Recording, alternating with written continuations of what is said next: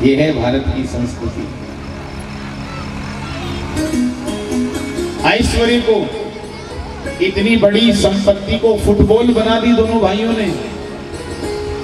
राम जी भरत जी की तरफ और भरत जी राम जी की तरफ। नहीं, ये मेरे भाई राम जी की संपत्ति है।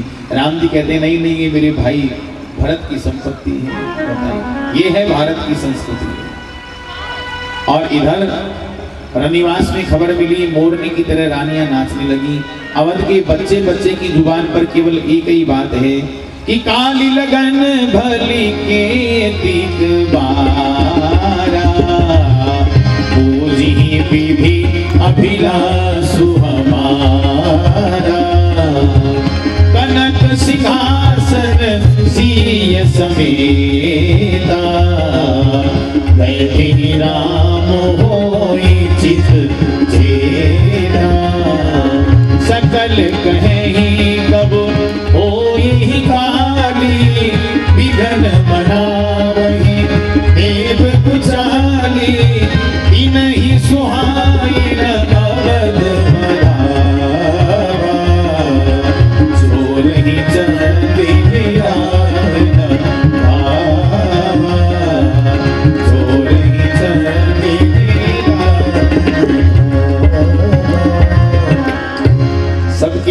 सबके वाणी पर एक ही कब होगा, कल होगा और विधाता हमारी इच्छा पूरी करेगा। सीय कनक सिंहासन सीय समेता, श्री सीताराम जी स्वर्ण के सिंहासन पर बैठेंगे, हमारी इच्छा पूर्ण हो जाएगी।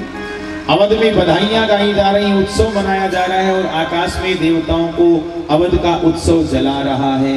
सारे देवता स्वर्ग में इकट्ठे हुए और माता विघ्नेश्वरी, माता सरस्वती को याद किया। सरस्वती प्रकट हो गई। बोलो क्या बात है।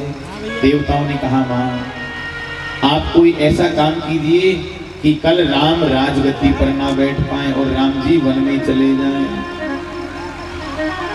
सरस्वती जी देवताओं की तरफ देखकर हंसती हैं। देवताओं, अयोध्या में राम राज्याभिषेक की दीपमाला सुशोभित हो रही है और हम उस दीपमाला में एक दीपक ना जला सके तो कोई बात नहीं, पर वो दीपमाला को बुझाने का अधिकार हमें किसने दिया है। अरे देवताओं, मैं तुम्हें क्या कहूं, ऊंच निवास नीच करतूती, देख न सकहीं पराई विभूति। इतने ऊंचे स्थान में स्वर्ग में रहते हो और तुम्हारे विचार बिल्कुल घृणित हैं, निम्न स्तर के विचार हैं। देवताओं ने कहा, मां राम जी को न शोक है न हर्ष है, विस्मय हर्ष रहित रघुराऊ। राम जी को चाहे अयोध्या की राजगद्दी मिले चाहे वन का राज मिले, उनके लिए सब बराबर है। पर मां, ये देवकुल का समाज का, देव समाज का हित का काम है। लोग आपकी जय जयकार करेंगे, कवि आपकी प्रशंसा करेंगे, बंदी आपकी बिरदावली गाएंगे, आप परोपकारी मानी जाएंगी। जब देवताओं ने परोपकार की महाराज जी बात की, तब सरस्वती मैया अवधवासियों की खुशियां लूटने के लिए तैयार हो गई और विघ्नेश्वरी बनकर आकाश में, अयोध्या के आकाश में मंडराने लगी। सोचती हैं कि मैं किसकी बुद्धि को विकृत करूं कि एक ही रात में पूरी बाजी बदल जाए। अच्छा, एक बात है, सरस्वती जानती हैं कि जिसने रघुवंश का अन्न खाया होगा, सरजू मैया का जल पिया होगा, उसकी बुद्धि को मैं परिवर्तित नहीं कर सकती, तो किसकी बुद्धि को बदलूं। अचानक नजर में कौन आया, नाम मंथरा मंदमती, चेरी कई कई केरी, अजस पेटारी ताई करी, गई गिरा मति फेरी। नाम मंथरा मंदमती, मंदमती मंथरा। मंदमती कौन, जो खुद भी हैरान हो दूसरों को भी हैरान करे, वो मंदमती कहलाती है। मंथरा अयोध्या का जीव नहीं था, ये कैकेयी प्रदेश की रहने वाली थी और माता कैकेयी के साथ दहेज में आई थी शादी में। सरस्वती ने तुरंत, माता विघ्नेश्वरी ने तुरंत उसकी बुद्धि को विकृत किया। जैसे ही बुद्धि में विकार उत्पन्न हुआ, अयोध्या का बढ़ावा, अयोध्या का उत्सव जलाने लगा। जिस से पूछने लगी, अरे भाई ये सब उत्सव क्यों, किसी का जन्मदिन है कि कोई मेहमान आने वाला, ये सब क्या हो रहा है। किसी ने कहा, दासी ने कहा, जा बावरी जल्दी जाकर माता कौशल्या को बधाई बोल दे एक बार, जैसे हमें मणियों का हार मिला है तुम्हें भी हार मिलेगा। अरे बधाई, पर किस बात की बधाई दूंगी तो बताओ। कहा कल हमारे राम का राज्याभिषेक होने वाला है। राम तिलक सुनि भा उर्गाहु, राम राज्याभिषेक की बात सुनकर हृदय भट्टी की तरह जलने लगा। मंथरा की आंखों में ईर्ष्या उतर आई और निर्णय ले लिया कि बाजी को कैसे बिगाड़ना है। मंथरा कैकेयी के भवन में आती हैं और आगे की सब प्राय कथा जानते ही हैं। मंथरा ने कैकेयी के जो बचपन के संस्कार थे दबे हुए उनको जागृत कर दिया। मंथरा के बहकावे में आकर श्री दशरथ जी महाराज से मंथरा कैकेयी माता ने 2 वरदान मांगे। ये 2 वरदान महाराज जी ऐसे मांगे, इन 2 वरदानों ने पूरी अवध को 14 वर्ष तक रुलाया, खून के आंसू रुलाया। माता कैकेयी कहती हैं, वरदान मांगती हैं। कौन कौन से वरदान मांगे? बोले सुनहु प्राण प्रिय भावत जी का, देहु एक बर भर कहीं टीका। हे स्वामी जी, हे मेरे प्राण प्रिय, मेरी हृदय की भावना है कि आप एक वरदान में मेरे पुत्र भरत का राज्याभिषेक करो राम के बदले। क्या बात है। अच्छा, पहले राम वनवास नहीं मांगा, बहुत बुद्धिमान है, क्योंकि जानती है अगर मैंने राम वनवास पहले मांग लिया तो राम के वियोग में दशरथ जी जीवित नहीं रहेंगे। तो पहले पुत्र के लिए शासन सलामत किया है, तो बोले पहले वरदान में मुझे भरत का राज्याभिषेक चाहिए। मांगहु दूसर बर कर जोरी, पुरबहु नाथ मनोरथ मोरी। हाथ जोड़कर वरदान मांगती हैं कि मुझे उम्मीद है आप मेरी इच्छा जरूर पूरी करेंगे। अब चूंकि दशरथ जी वचनबद्ध हो चुके हैं, राम जी की सौगंध उठा चुके हैं, रघुवंश की परंपरा का उद्घोष कर चुके हैं, रघुकुल रीत सदा चली आई, प्राण जान बर वचन जाई। तो दूसरा वरदान मांगती हैं कि तापस वेश विशेष उदासी, 14 वर्ष राम वनवासी। अच्छा, आदि चौपाई दशरथ जी ने सुनी, आदि बात सुनी कि तापस वेश विशेष उदासी।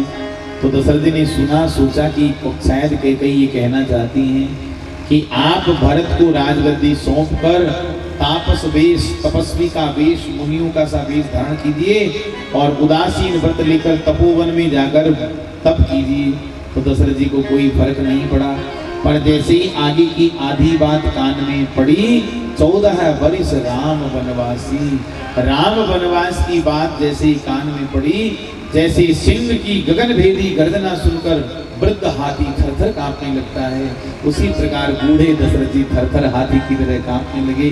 आंखों से अश्रुधारा बह चली, कल्पना विहार आकस्मिक टूट गए, विश्वास नहीं हो रहा है, भरोसा नहीं हो रहा है, और माता कैकेयी शब्द बाणों से खूब फटकारती है, खूब फटकारती है। दशरथ जी समझाते हैं कि देवी,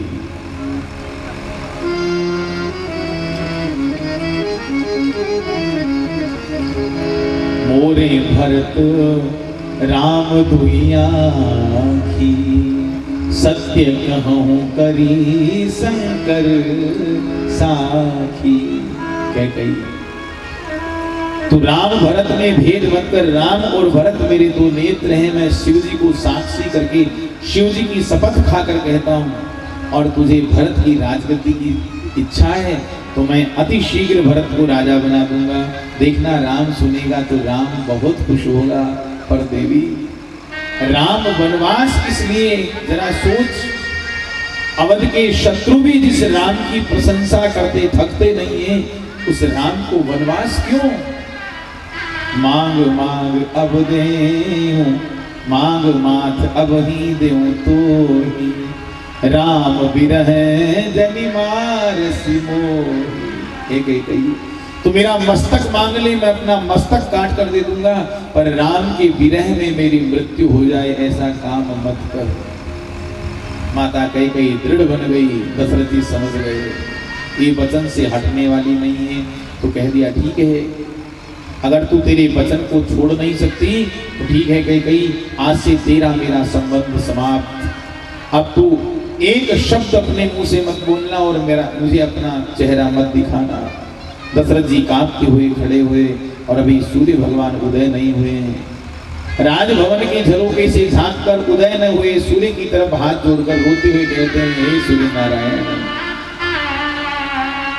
आप रघुवंश के वृद्ध हैं, बुजुर्ग हैं, उदय करहु जनी रवि रघुकुल गुर अवध बिलो की सूल होई। हे प्रभु सूर्य, आप रघुवंश के बुजुर्ग हैं, हमारे वयोवृद्ध हैं, आप कल उदय मत होना। अगर आप उदय हो गए तो रघुवंश का सूर्य हमेशा के लिए अस्त हो जाएगा। इधर प्रजा विकल, बाहर प्रजा, अच्छा प्रजा को पता ही नहीं है बाहर दशरथ जी के यहाँ कई भवन में क्या हो रहा है। दशरथ जी राम राम रट रहे हैं, व्याकुल हैं, जैसे वृक्ष मूल से कटकर गिर गया हो, निष्प्राण हो जाए, उसी प्रकार दशरथ जी का देह निष्प्राण हो गया, धरती पर गिर पड़ा है।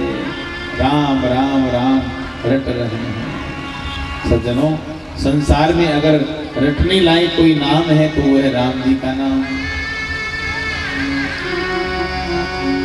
जग में राम भजा सोई जीता, जग में राम भजा सोई,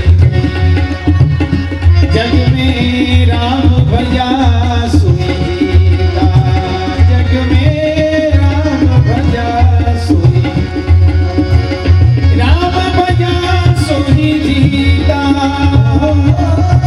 राम भजा सोई जीता, जग में राम भजा सोई जीता, जग में राम भजा सोई जीता।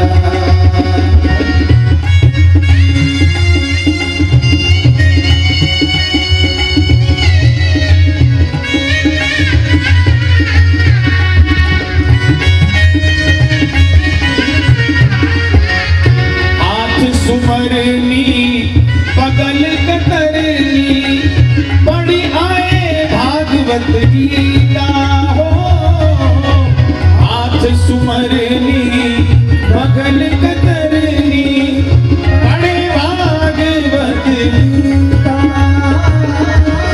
हृदय शुद्ध कीनो नहीं अब हूँ, हृदय शुद्ध कीनो नहीं कहत सुनत दिन बीता, जग में राम भजा सोई जीता, जग में राम भजा सोई जीता, जग में राम भजा सोई जीता, जग में राम भजा सोई जीता।